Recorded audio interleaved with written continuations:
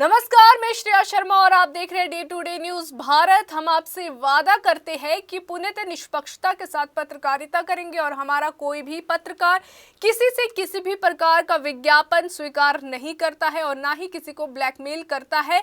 हम दबे कुचले लोगों की आवाज बनते आए हैं और आगे भी बनेंगे। साथ ही हम ऐसी कोई खबर नहीं दिखा रहे जिससे हमारी भोली भाली जनता मूर्ख बने या उन्हें धोखा मिले।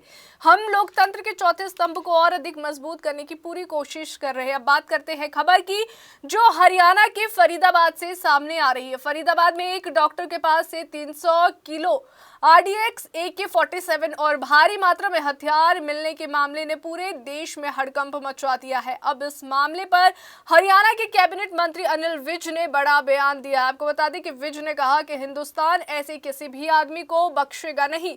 वहीं राहुल गांधी पर भी चुटकी लेते हुए उन्होंने कहा कि राजनीति खत्म होने के बाद राहुल गांधी अलग अलग काम इसलिए कर रहे हैं कि आगे कौन सा काम अपनाना है। जम्मू कश्मीर पुलिस ने फरीदाबाद से एक डॉक्टर के ठिकाने से 300 किलो RDX, एक AK-47 राइफल और ऑटोमेटिक पिस्टल बरामद की है। आपको बता दें कि सवाल उठा है कि क्या हरियाणा को दहलाने की साजिश की जा रही थी। इसी मुद्दे पर अनिल विज ने कहा कि ये बेहद गंभीर मामला है और एजेंसियां तेजी से जांच कर रही है। उन्होंने कहा कि ये पता लगाना जरूरी है कि इतना ज्यादा विस्फोटक कहां से आया, किसने दिया, किसका टारगेट था और इस पूरे नेटवर्क में कौन कौन शामिल है। विज ने साफ कहा, इस बार हिंदुस्तान ऐसे किसी भी आदमी को बख्शेगा नहीं। नहीं, देखिए, ये बहुत गंभीर बात है और इसकी अभी कोई जल्दी निष्कर्ष निकालना ठीक बात नहीं। एजेंसियां इसकी जांच कर रही हैं कि ये कहां से लाए, किसने दिया और क्या इनका टारगेट था, क्या ये करना चाहते थे और इनके कौन कौन से साथी हैं।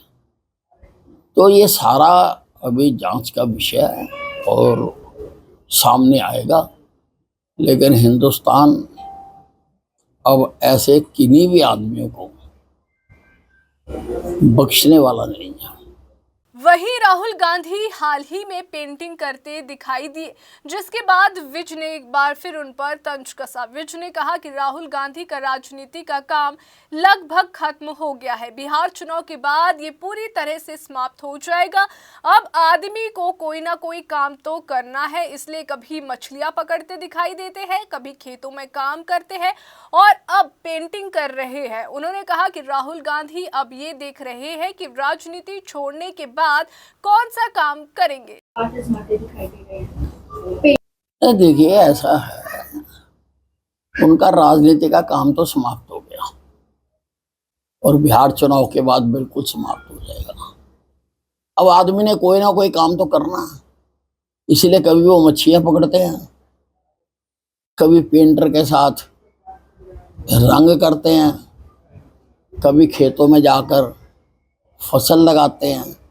तो वो तरह तरह के काम करके देख रहे हैं कि ये राजनीति छोड़ने के बाद उन्होंने क्या काम करना। इसके अलावा राहुल गांधी ने बयान दिया था कि मोदी और शाह कहीं भी भाग ले, वोट चोरी के लिए एक दिन पकड़े जाएंगे। इस पर प्रतिक्रिया देते हुए विज ने कहा कि राहुल गांधी खुद ही अपनी बात का मतलब नहीं समझते। उन्होंने कहा कि राहुल गांधी जिस फेक वोट की बात दिखा रहे हैं उससे ये साबित नहीं होता कि वोट किसे डाला गया। विज ने तंज कसते हुए कहा, हो सकता है वे फेक वोट कांग्रेस ने ही बनाई हो और कांग्रेस को ही डली हो। कौन सी चोरी? देखिए, राहुल गांधी जी खुद अपनी बात को समझ नहीं पाते हैं। उन्होंने ये तो दिखा दिया कि किसी आदमी की एक से ज्यादा वोटें बनी हुई हैं, पर उससे ये कहां सिद्ध हुआ कि वो वोटें डली किसको हैं। और जहां तक हमारी समझ आती है, वो वोटें कांग्रेस को ही डली हैं, क्योंकि कांग्रेस ही शुरू से ये खेल खेलती आई है। अनेकों बार इनकी जाली वोटें पकड़ी गई हैं। ये भाजपा की संस्कृति नहीं है, ये कांग्रेस की संस्कृति है, जाली वोटें डालना। अंबाला से राघव विज की रिपोर्ट। अभी के लिए फिलहाल इतना ही। देश और दुनिया की ताजा खबरें जानने के लिए देखते रहिए day to day news Bharat और हमारे चैनल को लाइक और सब्सक्राइब करना ना भूलें।